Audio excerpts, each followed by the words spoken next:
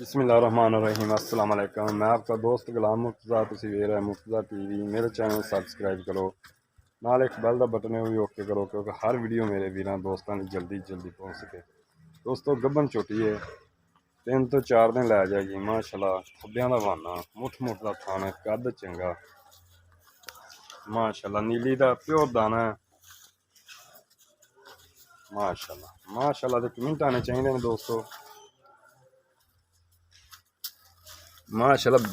बरीक पूछ डर गई, छोटा छोटा सिंह, वंडा गिठ दियां दोस्तों माशाल्लाह। एक ब्रांड है नीली का। किसी वीर दोस्त को पसंद आवे राबता नंबर 0344 69 80 676। व्हाट्सएप ईमो बनी कंच की बनी छोटी माशाल्लाह। देखो दोस्तों दूसरा सुहा सुना ने प्योर नीली दी जी दोस्तों। वंडा वेख लो गिठ दियां, सोहना थान लगे और खूबसूरत बहाना माशाल्लाह माशाल्लाह।